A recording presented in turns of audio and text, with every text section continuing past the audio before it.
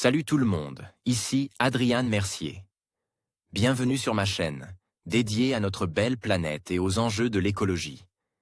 Si vous voulez en apprendre plus sur comment protéger notre environnement et adopter des gestes éco-responsables, pensez à vous abonner pour rester informé. Prêts à explorer ensemble?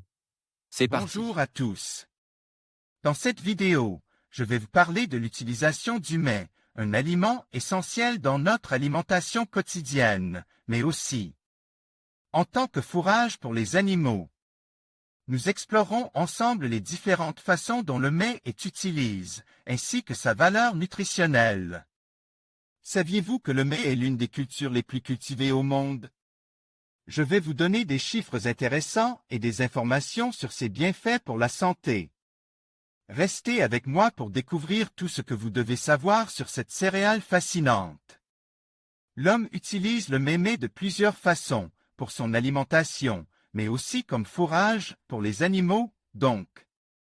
Découvrez tout cela en détail ainsi que la valeur nutritionnelle du mets. Le mets peut être utilisé comme une céréale, dont on récolte seulement le grain, celui-ci étant alors à destination de L. Alimentation pour le bétail, 70% du tonnage produit en Europe des industries de L-amidon, 20% du tonnage, de la semoulerie, 8% du tonnage. Pour l'alimentation humaine, on utilise le mets sous forme d'épis entiers à griller ou à bouillir, de grains entiers en salade. Par exemple, de farine, comme la polenta ou polenta par exemple. Épis de mets cuits au barbecue. Sheit, Photolia. Le mets peut également être cultivé comme un fourrage en silage, c'est la plante entière qui est alors récoltée avant maturité. Dans ce dernier cas, le mets est très fréquemment haché finement et en cils.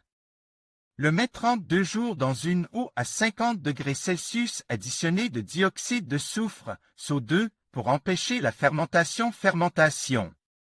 Les grains gonflent libèrent leurs granules d'amidon et les résidus de dégermination. Après lavage, les grains sont broyés en donnant les germes et des résidus. Les germes contiennent l'huile de mets, environ 3 litres pour 100 kg kg. Les tourteaux, parties solides, servent à l'alimentation du bétail, 4 kg pour 100 kg de mets. Les résidus de dégermination, constitués d'amidon de gluten et de fibres de cellulose sont trits par tamissage.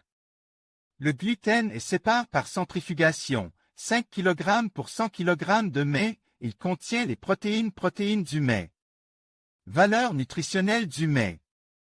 La valeur nutritionnelle du mets, grains entiers ou semoule de grains entiers, pour 100 g, au 10,3 g, valeur calorique, 362 kcal. Protides, 8,1 g, glucides, 76,9 g, lipides, 3,6 g, vitamine A, 0,16 mg, vitamine B1, B1, 0,385 mg, vitamine B2, 0,201 mg, vitamine B3 ou PPPP, 3,632 mg, vitamine B6, 0,304 mg, calcium, 6 mg, fer, 3,5 mg, potassium, 287 mg, magnésium, 127 mg, sodium, 35 mg, phosphore, 241 mg, fibres, 7,3 g. En conclusion, le mets se révélait être une ressource précieuse tant pour l'alimentation humaine que pour l'alimentation animale. Sa richesse en glucides, en protéines et en vitamines en fait un aliment essentiel dans de nombreuses cultures à travers le monde. De plus, son utilisation comme fourrage contribue à l'élevage durable et à la sécurité alimentaire. En optimisant son utilisation et en valorisant ses bienfaits nutritionnels, nous pouvons non seulement améliorer la santé des populations, mais aussi soutenir les systèmes agricoles. Il est donc crucial de continuer à explorer et à promouvoir les multiples facettes du mets dans notre alimentation et notre agriculture.